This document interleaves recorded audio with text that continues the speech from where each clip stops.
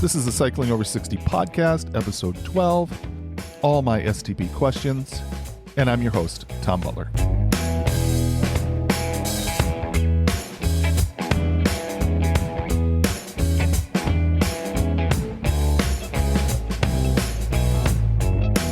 I am now 37 days from jumping on my bike and riding the 206 miles of the STP. I am much stronger now and feeling pretty good about my ability to complete it. I keep seeing the benefits of the bike fitting that I talked about last episode, and I'm also seeing big improvements from the climbing I'm doing. I continue to see personal best times on that climb and on the other rides that I have done since focusing more on building muscle. I do have to be careful though. I'm putting much more stress on my leg muscles, and it is possible to overdo it. I needed to take 3 days off to let my legs recover this week. I don't know if it's better to back off a little on the intensity of the rides, or if the best way to build is to put a lot of stress on my leg muscles and give a few days for them to heal. I might need to get some input on that specific training issue. My average heart rate seems to be really good on the rides, even though my legs are being worked really hard. I don't quite understand that, but I've been around 134 beats per minute average heart rate, even though I'm pushing as hard as I can up the training hill. Some of this is getting to know the hill better. I know when I'm getting close to the top of difficult sections and when to power through. I won't have the luxury of knowing the STP climbs that well.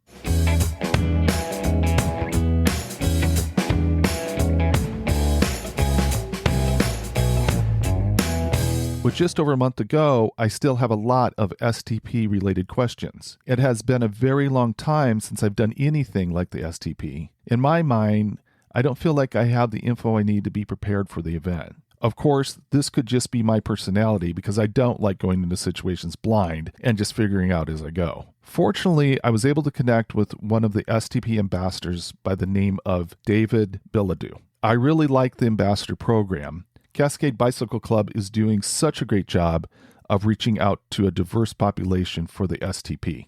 I was able to ask David a bunch of questions. He has a lot of STP knowledge, and as you'll hear, he does a really good job of breaking things down. Here's my conversation with David. I feel fortunate to have STP Ambassador David Billetdeaux on with me here today. Welcome to the podcast, David. Thank you for having me, Tom. The reason that I wanted to have David on is that I have a number of questions that I'm hoping to get answered while I still have a few weeks to plan. So here we go. First of all, David, talk a bit about your relationship with cycling. Have you always been interested in bike riding? I grew up riding bikes, and then when I went to college and law school, I sort of fell out of doing really anything athletic for those years and, got a little bit out of shape and needed a reason to get back to doing something, healthy and enjoyable. And bike riding was that thing that I could do that, didn't hurt my knees or ankles or anything else. So it was a good way to get back into something healthy. Luckily, the sport had also come along in leaps and bounds, and there's just so many more rides and communities available. So it was, I think for me, really good timing. And then what is your history with the STP? So STP was something that I first did in, I think 2011, might have been 2012. And same reason. It was giving me sort of a motivator to not put things off, to get out there and actually ride the bike every day, knowing that there's this looming 200-mile ride ahead of me. Made it a little harder to say, I'm not going to go out and ride today. It's bad weather, or I just don't feel like it. So that's why I started back for the first time, and it was just so fun. I kept going. Yeah, I can definitely relate to that. There would be a number of days that I wouldn't get out, and a number of days I wouldn't ride so hard if it wasn't for the STP. So it's working for me in that way. And what made you decide to be an ambassador? So it was a program that I think this is the first year they started it, and I didn't hear about it immediately.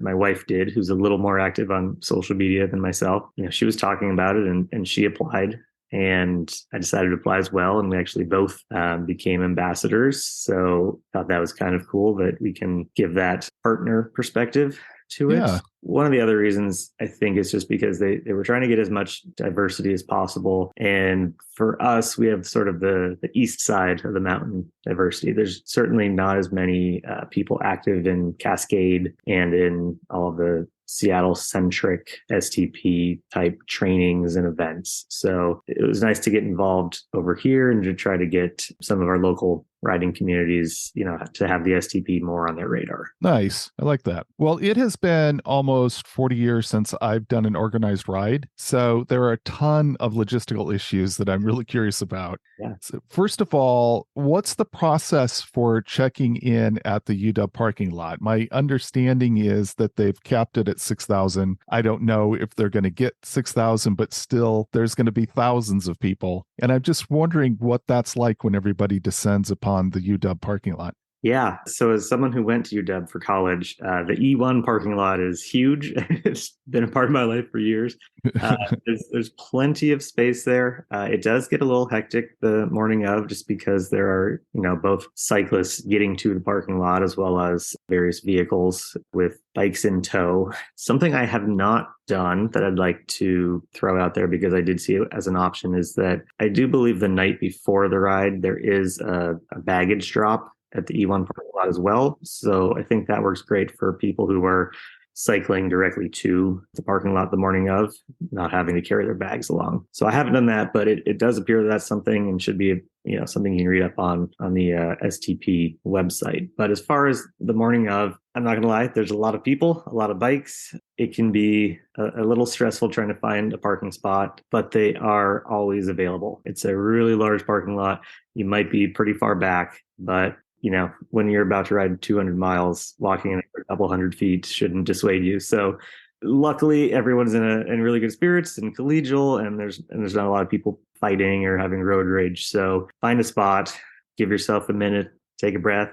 And then they do have really good signage as far as where to take your bags, drop them off, where to go if you had any issues with your bike on the way. A lot of the bike carriers kind of tossle the bike around a little bit, and you might hop on and realize that your gears aren't shifting quite the way you want them to. So they do have signs pointing you to some volunteers who are able to take a look at your bike, make sure everything is shifting well. If you have major issues, they also usually have parts on hand, but you'll have to pay for any parts you'd be buying.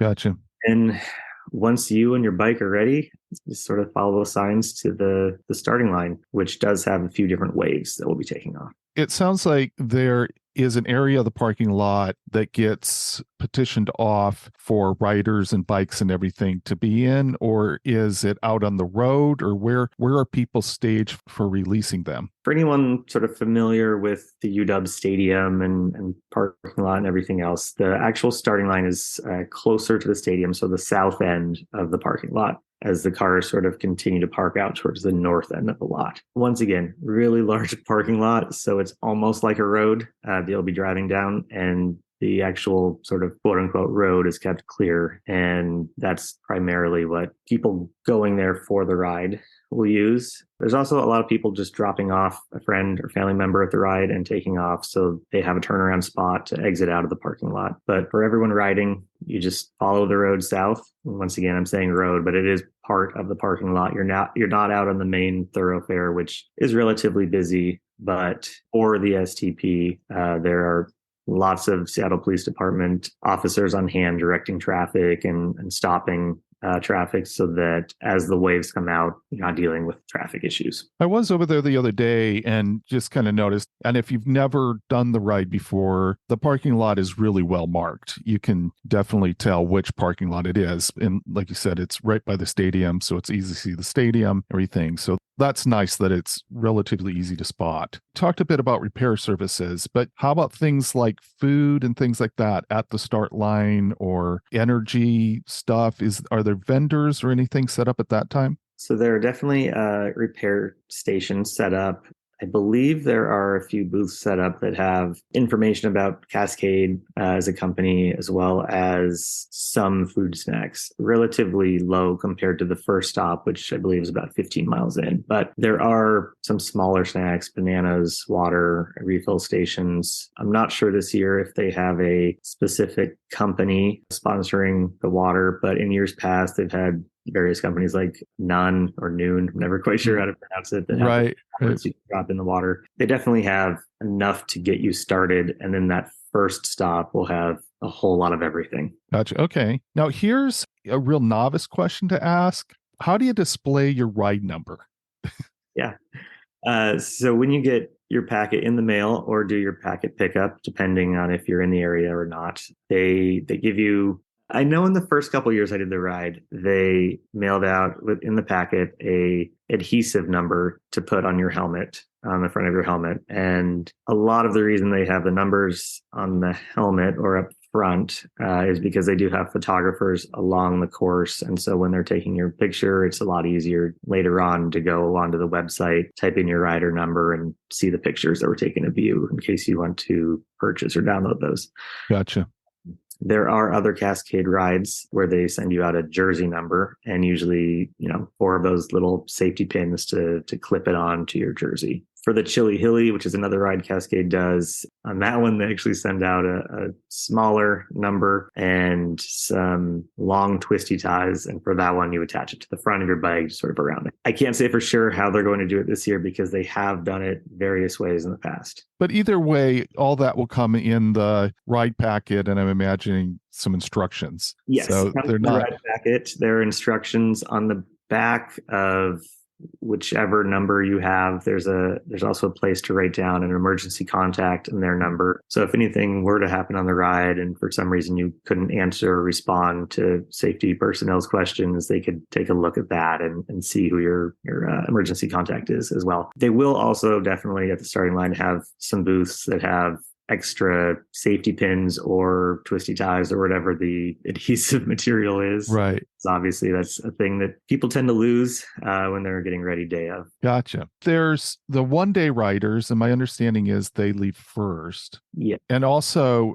that's like 10% or so, someone thought maybe, of the overall riders. So you've still got the vast majority of riders going in 2 days. And I'm curious about what is the process for releasing those riders? So the very first release is for the one-day riders only, right? I think it's about 10% that will take off sort of right away. And the way the process works is after that, for the people that want to have the greatest amount of time to make sure they get into the stations and into the midway point and able to set up camp, they'll want to start as soon as possible after that. The one-day riders are released. And so basically it's just a queue. You get in line and you wait.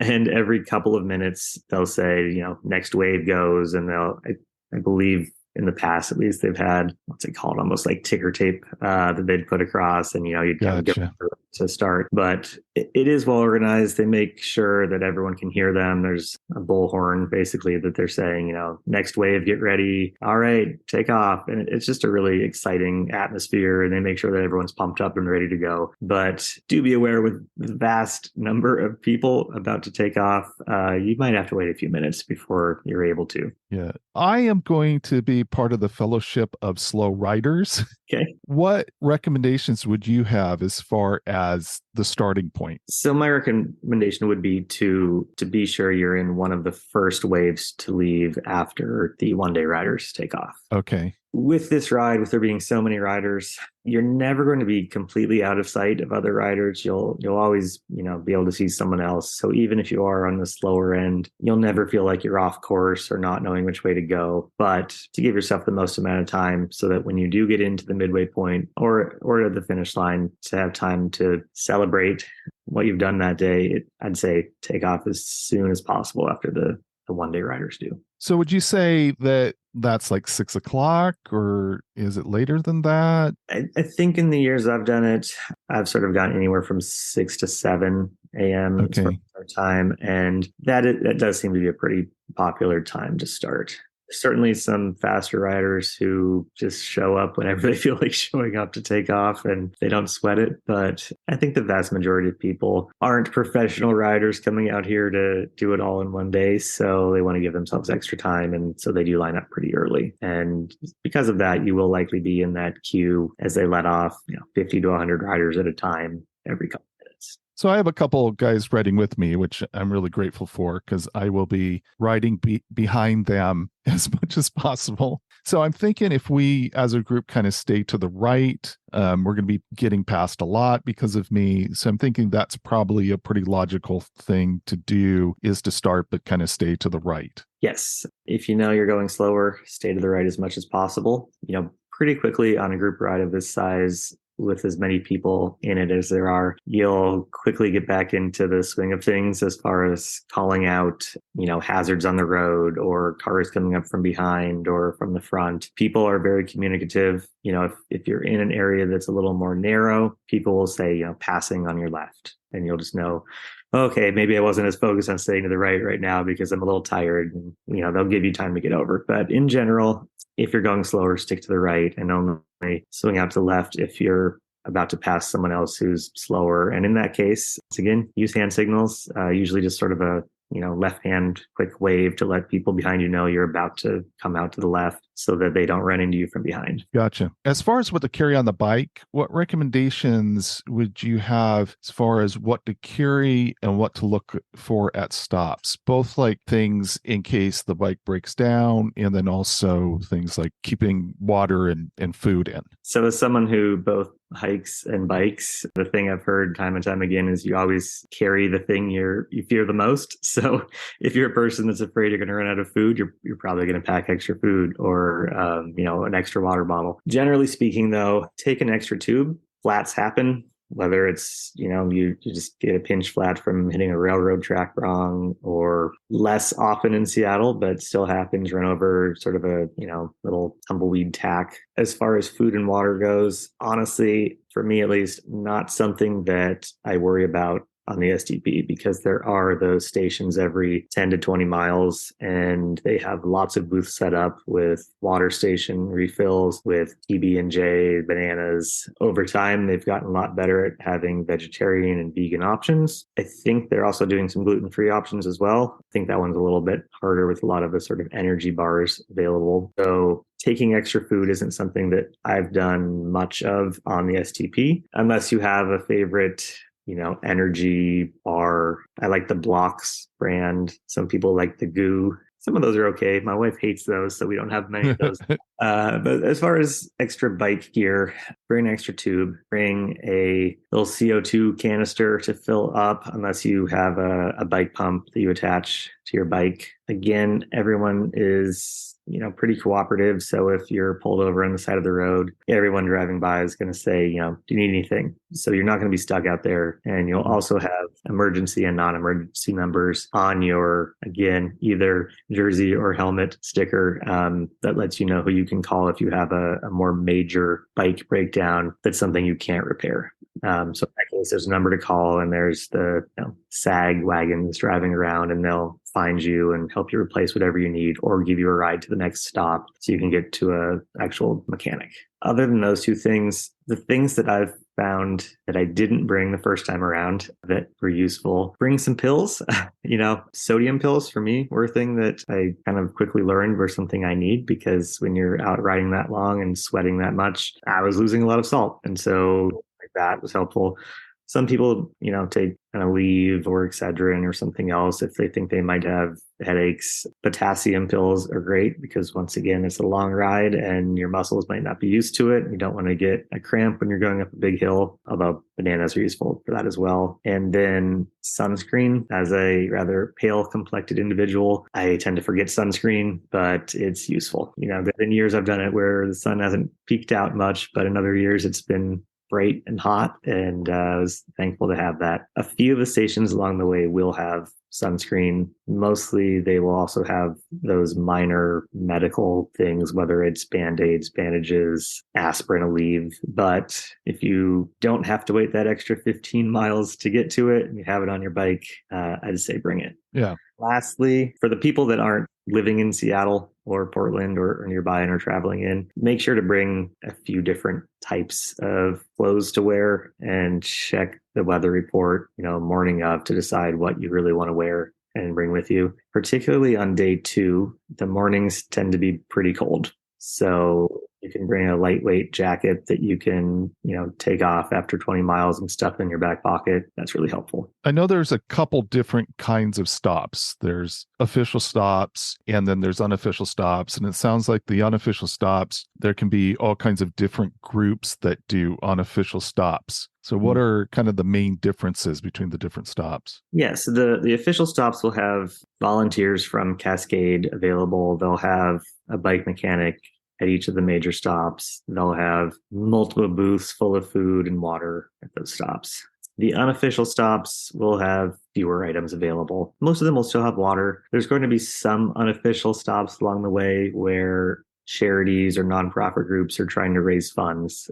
I've seen Girl Scouts out there. I've seen kids with a lemonade stand making an absolute killing at the top of a hill.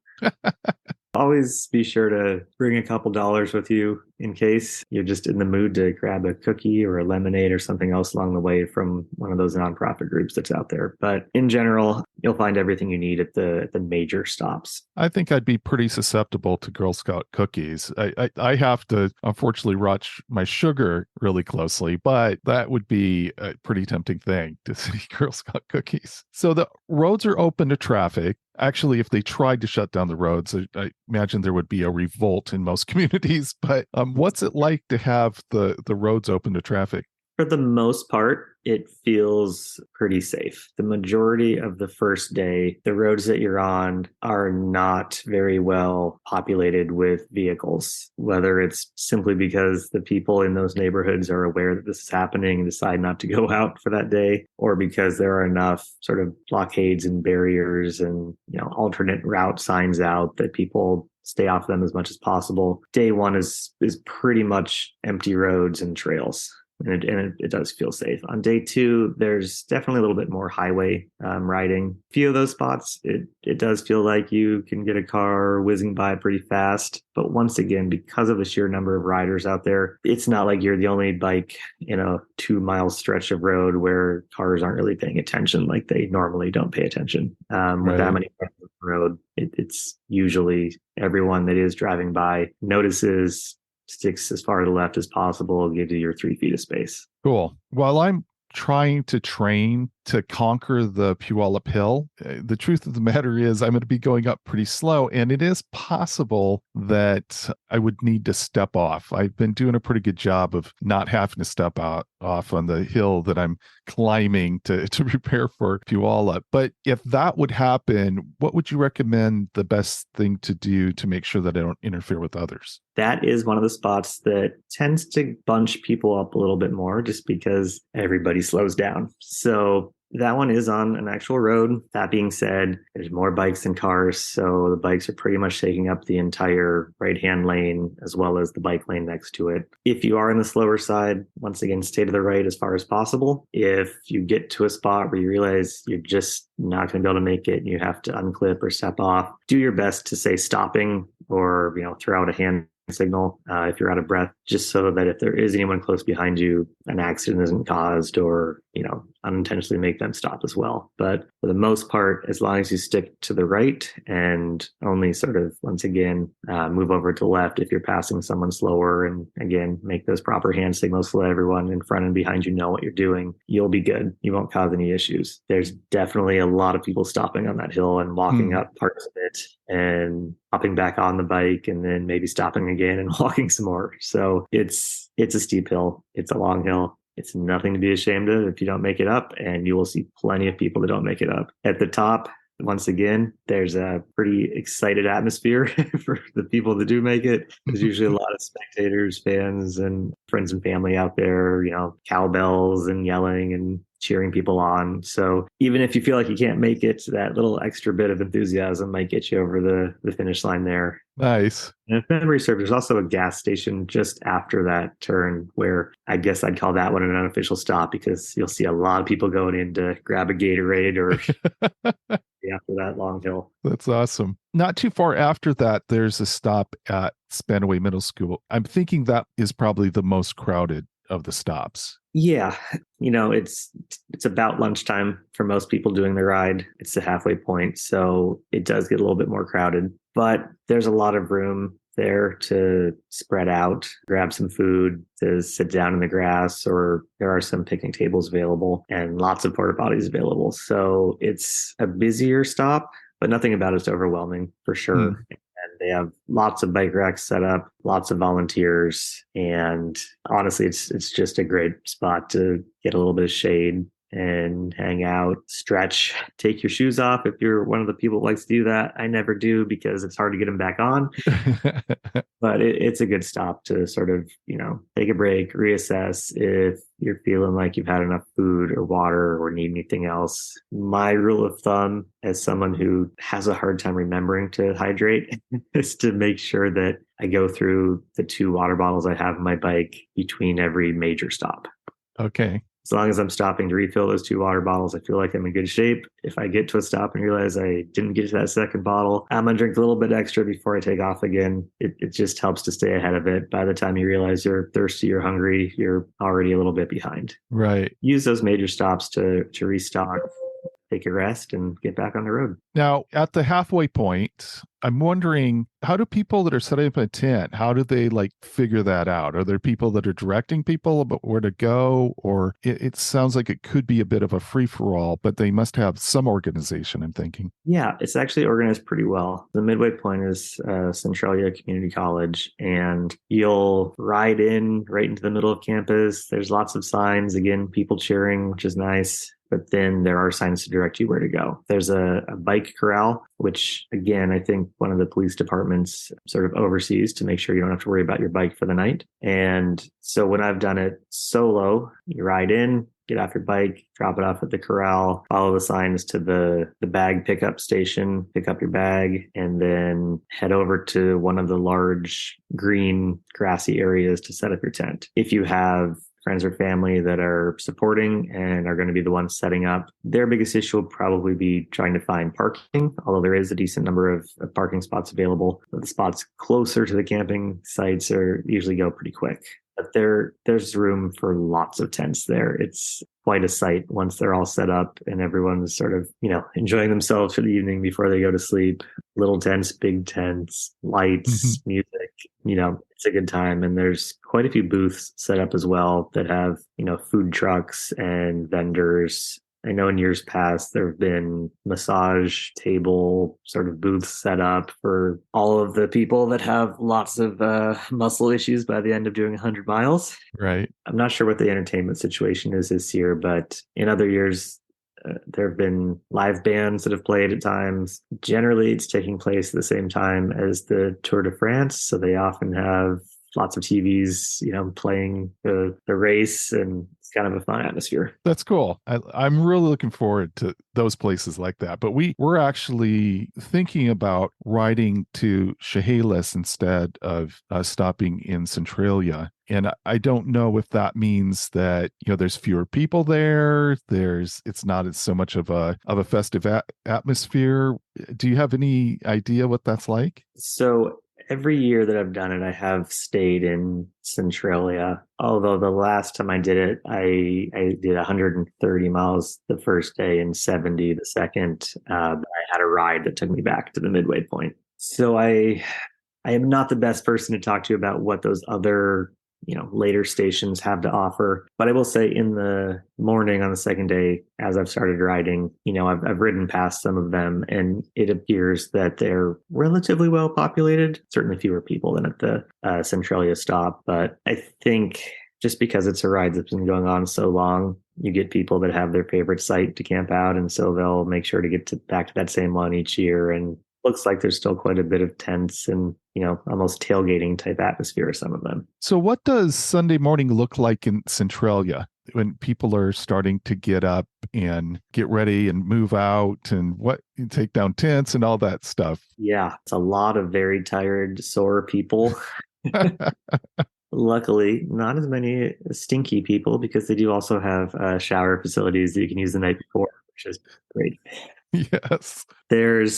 Because it is on a college, there's a large cafeteria you can go to for a breakfast morning of. I'm not sure that one has as many options. I know that previous times I've gone, they've always had pancakes, eggs, sausage, that type of thing. I think they have oatmeal and cereals available. Not a huge variety, but enough for most people to do a little bit of carb loading before they take off for the morning, and lots of coffee. But other than the food aspect of it, I think most people get up, go to the bathroom, brush their teeth, do all of that sort of thing, and then pack up their campsite. Once you have it all packed up, you take your bag to basically the same spot where you picked up your bag to do the drop off. So it's ready and waiting for you in Portland. And yeah, usually you drop off your stuff, go in and have some breakfast, then go back to the bike corral and pick up your bike and head out. Like I said, that first 10 to 20 miles of day 2 is usually a little chillier. You're kind of,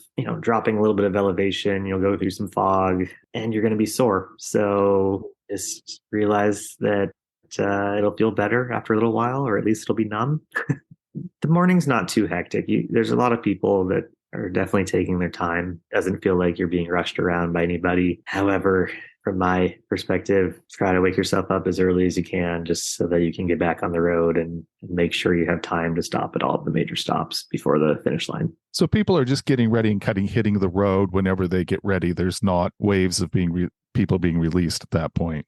Correct. Yeah. It's just sort of take off when you feel like taking off. A person here and there, groups every so often, but definitely a lot different than day 1 where they're letting people off in waves of 50 or 100. It's just at your own speed. When you're ready to go, you head out. Right. Now on the STP website, they mention a 15-mile section. I think it's about 20 miles in on Sunday morning. Do you remember that section, or do you have any thoughts about that section? So I do remember about 20 miles in on day 2. There's one pretty tough hill. Not comparable to the Puyallup Hill, but still relatively tough, especially when it's early on day 2 and you're sore. After that, there are quite a few sort of rolling hills. So I like to go fast, so I pick up a lot of speed on the downhill, and it really assists on the next uphill. For people that don't like to do that as much, yes, there are going to be quite a few smaller hills in that section.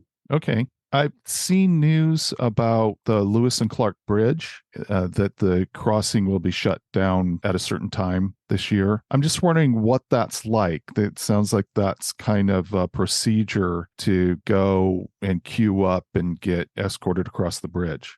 So for the bridge crossing at Longview, it is another queue up type situation, similar to the beginning of the ride, because that is a pretty busy bridge, lots of logging trucks, that type of thing. They do make you wait until there's enough people available to take a group over at a time. If you're riding with the majority of the pack, you probably won't be waiting long in the queue, and you'll take off, and they sort of shut it down to traffic as much as possible, so it's a little easier to ride over. If you're coming in a little bit later, you might have to wait a bit longer to have a bigger queue of people join up before they sort of shut it down to let you go across. If you're afraid of heights or bridges, it's probably the worst bridge on the ride, simply because some of the sections are sort of graded, so you're not riding necessarily just on asphalt, and it can be a little overwhelming for some people. But there is still a bike lane, and the volunteers and police do their best job to make it as safe as possible. So as long as you're still adhering to the rules of the road, should be fine, especially because you are queued up and there's so many riders at once going across that all of the vehicles can easily see you. I wonder how much people know, that is STP day in that area. It seems like that would be quite a dynamic to get there and find out, oh, okay, I'm waiting to get across the bridge. Yeah, I'm sure for those people that aren't aware it's that day, might not make them like cyclists any more than they might already like or not like them. But again, it's a pretty, excited, happy atmosphere. So I don't think it's causing too many problems. And I think for the people living near some of the major stops and bridges and neighborhoods, they just sort of realize that's a day I'm not going out to drive. Right. Now, have you experienced both wet days and really hot days? Is it really hard to know what this far out, what it's going to be like? Yeah, I've experienced mostly good weather, which is nice. Okay. I have experienced one really windy day, which is the worst one, because when you've got a headwind the whole time, it really just drains you. One relatively wet day, but that was the only one in 7 times doing this, and one really hot day. That one was tough. On the hot days, the sun beating down on you, you're going to go through more water The porta potty situation is much less fun. Mm.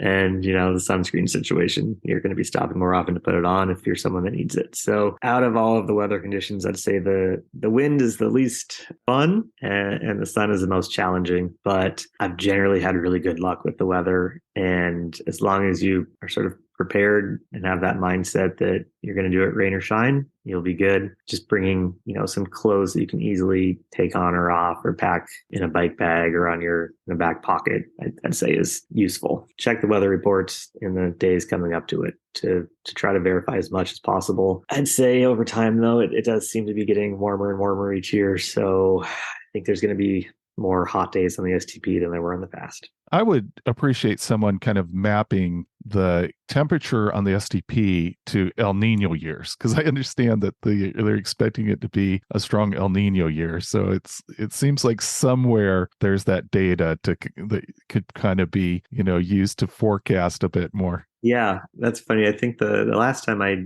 did the ride, packet pickup was near the NOAA. So, I think they might have that data and they might be going with Cascade. That's interesting. I might have to give them a call as part of the podcast. I believe that I'm going to be finishing later than the majority of people. And I don't know, is it pretty spread out at the finish? Does it get really crowded at the finish? How does that look as far as maybe coming in a little later? For the finish line, it's a fun party atmosphere in a sort of large square in downtown. And the fun part for people who haven't, or even those who have done organized rides before, is when you come into the finish line, there are, people lined up on both sides, and you come through the finish line and everyone's cheering and you feel like you just completed a major race. Mm-hmm. So that part's really nice. And the supporters tend to stay until it's done. So I think no matter when you come in, you'll get a bit of that atmosphere. Mm. It is relatively busy, but people are sort of moving through it and taking off at their own pace, depending on whether they live in Portland and, they're at the end and they're headed home, or they're dropping off their bike at the bike trailer, taking up their bags at the bag stand and hopping on a bus to head back to Seattle so that they can ride home that night. People are kind of all over the place. I don't think a lot of people are staying there for 6 hours or anything. Right. My perception seems that people get in, get something to eat, and look around all the various booths. And it is a fun place to hang out for a little while and just be happy that you just did 206, 208, whatever miles it is. They're saying 206. Yeah. So it's a good time to reflect on the last 206 miles and be happy that you made it. Yeah, there's a lot of people, but definitely not as much as at the beginning, just because people have spread out. The one-day riders won't be there, and the 2-day riders are coming in at all hours. They'll be coming in over a span of probably 6 hours. So not as many people, but still a really fun time. Is there a place to park bikes when you pull in so that you can just walk around, or do you need to figure out some place to secure a bike? Yeah, I feel like the signage is not quite as good at the finish line. It also might be that I've just been tired when I've gotten into the finish line. Right. There is a bike corral. I can't remember if that one is a pay to use or not. It might be like a $5 pay to use corral, but in some of the years there has also been a free corral. Yeah, honestly, I can't remember for sure, but I think there is a place to store your bikes. Again, just make sure you've got a few extra dollars handy on you in case you want to spend some time looking around, and it is a paid corral for that day. Perfect. Can't remember for sure. Gotcha. That's helpful. And how about food trucks? Things like that at the finish line. Is there plenty of different options? Yes, there are plenty of options. I think the last time I went, there was a fantastic taco truck, and I ate my weight in tacos. So there are plenty of options, though. There's lots of hamburgers and hot dog type things. Definitely a little fewer options in the past, at least on vegetarian and vegan options. But my wife is vegan. I'm vegetarian, so we've always been able to find something to eat, and lots of other booths along the way. So you can grab something to eat, grab a drink, and wander around. There's a lot of other bike organizations that have booths set up, and you can get brochures, learn about their organizations. Similar to the midway point, there's also going to be some, people offering massages, people offering all of the various services you need after 200 miles. And there's also a beer garden section, so you can celebrate over there as well. Yeah, I might have to call down to Portland, see if I can find a Thai food truck and have them encourage them to go over there. I hope you do, because that sounds delicious.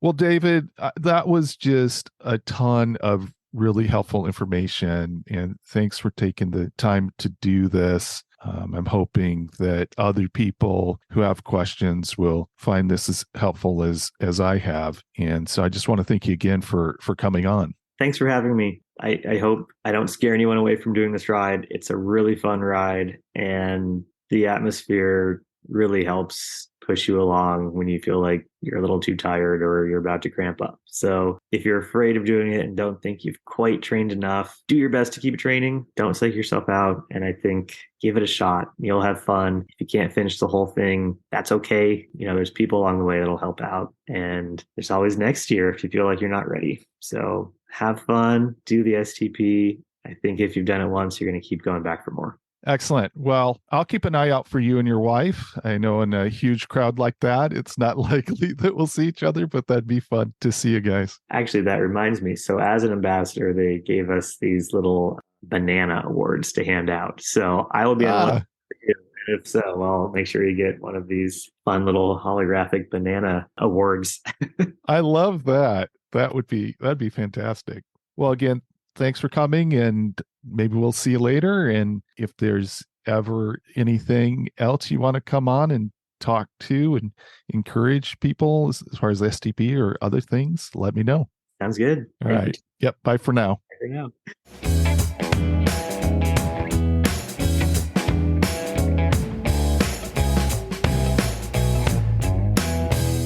That discussion really got me excited for the STP. I like the fact that David pointed out several times that people are all really supportive. It just feels good to think of being part of a large group of people who are all looking out for each other. I'm also looking forward to seeing the streets of Seattle overtaken by cyclists. That is going to be a fun image. It seems like Cascade Bicycle Club has learned over the years how to coordinate a truly exceptional event. The Seattle-Portland ride started in 1979, so they've had a few years to get it right. I'm truly blessed to have it in my backyard. I feel like I'll find everything I need for food, and I now have very little questions about the plan for lodging. It is awesome that everything's handled so well, and riders can just go out and enjoy the challenge, of course, while the staff is handling things behind the scenes. I will provide a link to David's Instagram. Send him a message saying thanks for all the good info he shared and for being an ambassador along with his wife. Let me know if you have any questions about the STP. I will try to get David or someone else on to answer your questions. You can find both my email and the Cycling Over 60 Instagram in the show notes. I would love to hear from you. I hope you're all finding ways to get outside and enjoy your type of cycling. And remember, age is just a gear change.